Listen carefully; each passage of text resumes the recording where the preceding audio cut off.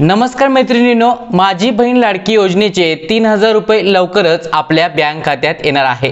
तुमचा form approved झालेला आहे का, तर तुम्हाला ही 3 महत्त्वाच्या बाबी आहेत त्या चेक केल्या पाहिजेत।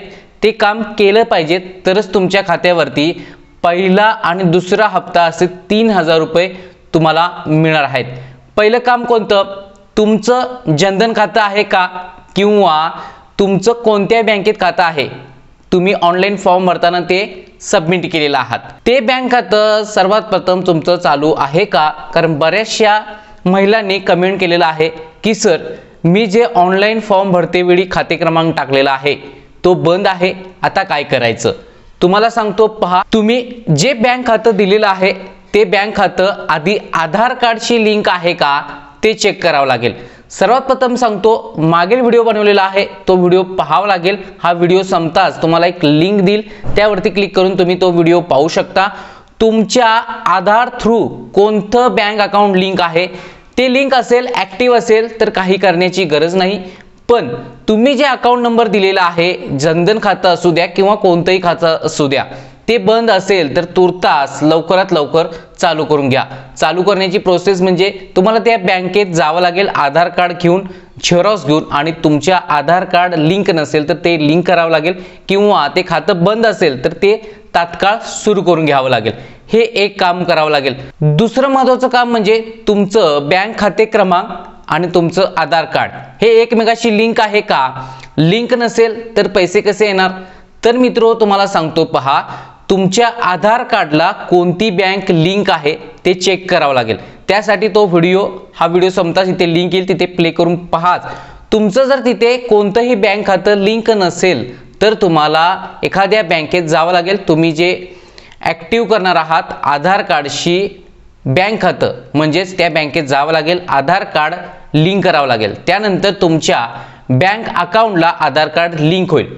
अन्यथा तुम्हाला एक दुसरा पर्याय सांगतो, तुम्हाला पोस्ट ऑफिस मध्ये खातं खोलावं लागेल।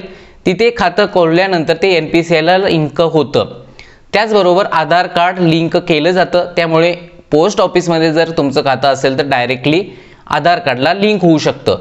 तर मित्रो, जर तुमचं आधार कार्डला कोणतीही बँक लिंक नसेल तर तो दुसरा पर्याय आहे, तो करून घ्या। आता तिसरी बाब कोणती हे तुम्हाला सांगतो, काळजीपूर्वक पहा। तुम्ही नारी शक्ती ऍप वरती फॉर्म भरलेला आहात किंवा कुणाला तरी भरायला दिलेला होता, त्यावरती तुमचा खाते क्रमांक चुकीचा पडलेला असेल, म्हणजेच खाते नंबर चुकीचा टाकलेला आहे आणि आता तुम्हाला काळजी पडलेली आहे की माझं खाते क्रमांक चुकीचा पडलेला आहे।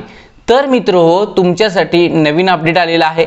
तुमचा फॉर्म जर डिसअप्रूव्हल झालेला असेल तर एडिटचा ऑप्शन आलेला आहे, एडिट करून घ्या। लवकरात लवकर एडिट करा। जर खाते क्रमांक किंवा काही बाबी चुकीच्या असतील तर त्या लवकरात लवकर चुका दुरुस्त करा।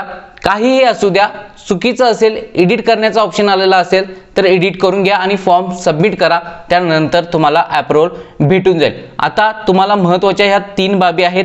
एक म्हणजे तुमचं आधार कार्डशी बँक खातं लिंक असणं गरजेचं आहे। दुसरं म्हणजे तुम्ही चुकीचा फॉर्म भरलेला असाल तर एडिटचा ऑप्शन आलेला आहे। आणि तिसरं, तुम्हाला खातं जर आधार कार्डशी कोणतंही लिंक नसेल तर तुम्हाला पोस्टात खातं खोलू शकता। अशा प्रकारे महत्त्वाच्या या 3 बाबी आहेत, तुम्ही हा तात्काळ करून घ्या, अन्यथा तुम्हाला पैसे भेटण्यापासून तुम्ही वंचित राहू शकता। लवकरच महिलांच्या खात्यावरती 3000 रुपयाचा हप्ता येणार आहे। तुमच्या काही अडचणी असतील तर कमेंट सेक्शनचा जरूर वापर करा। पुन्हा भेटूया नेक्स्ट महत्त्वपूर्ण व्हिडिओत।